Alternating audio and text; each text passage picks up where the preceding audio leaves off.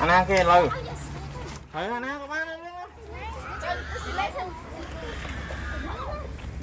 món lư pe châu phong Việt Nam này nè thu mì nè đào ra hàng rồi hộp chết nơi mới mất hộp chết nơi hộp bán nè từ bọn nào riệp cho một số buồn họ từ hai buồn đâu mà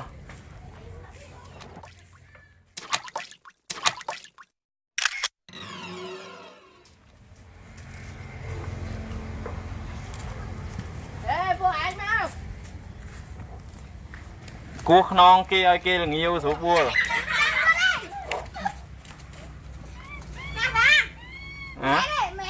Lấy tia xem mẹ nhá.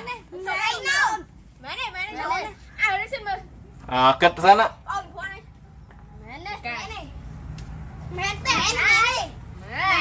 Bọn ná vì ọt nẹ tia, bọn ná vì thương mì. Chẳng vì con nó sầm rộp sầm ru lên.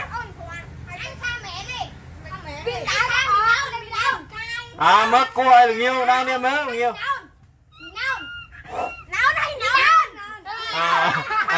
Không muôi. Chẳng chanh dây muôi nha chẳng. Bạn dây từ non non.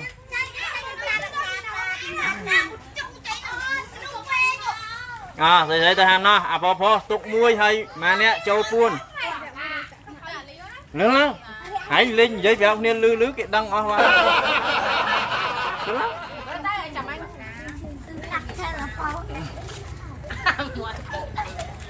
Đó bún nam nè khó vậy cũng phải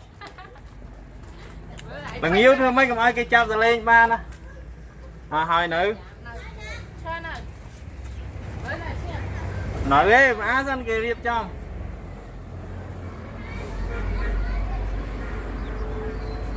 tại hai mà mau mon là yêu muôi nhưng mà con cài mà thì ăn nữa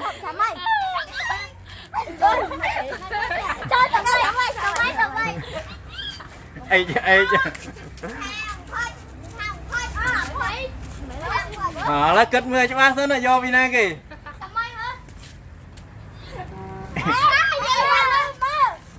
ai chứ phó chơi mẹ nét ngược nữa bán chanh phải dậy vui đi chứ tại chanh kia phải ăn đón kia chập ọc cu đó vậy hơi bạn bên phó tia đón dây cho phó tất cả tới tất cả luôn này nó người gà mua là nhiều à nó món rồi hai em buôn nó rốt buôn nữa mau ăn này hai con bạn là người yêu không đăng ấy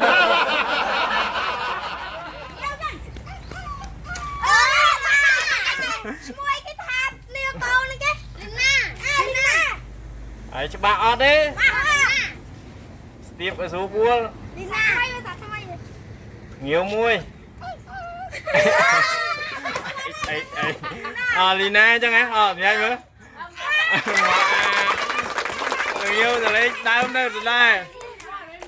chẳng phải giấy chanh muôi mình chẳng muôi tôi pi má nè đây giấy từ trăm tiêm non bố châu gớm lắm hai nơi rốt buồn hai mà nà ra chui tia kì món sai chờ nữa ai kêu nhiêu đi chờ đó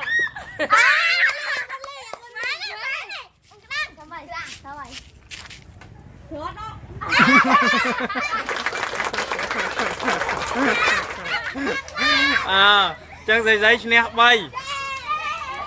à na khúc hẻ muốn nâng nè nè nè đó pro từ buồn làm tiền nơi tới ê à còn nói không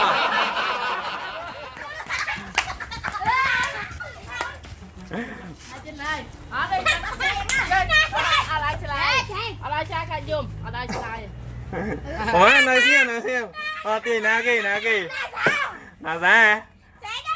ở đây ở đây khai zoom ở trên này trên đây là xa nha họ bán cơ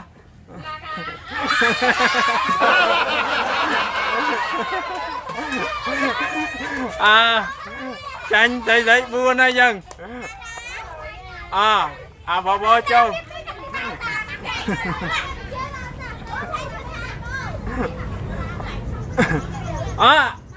thấy đấy tôi buồn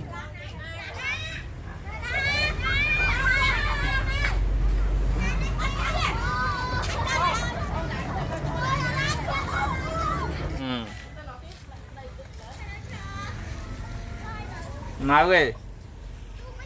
mà hỏi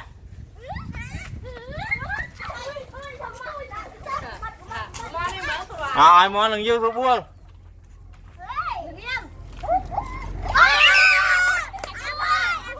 hả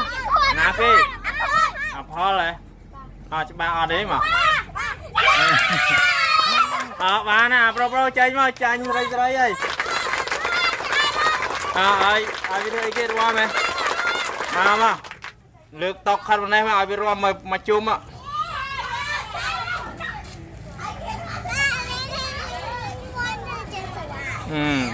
thử mòn phụ nông ở yên này ai chanh kia ai hả chỉ riêng bắt ấy chỉ riêng à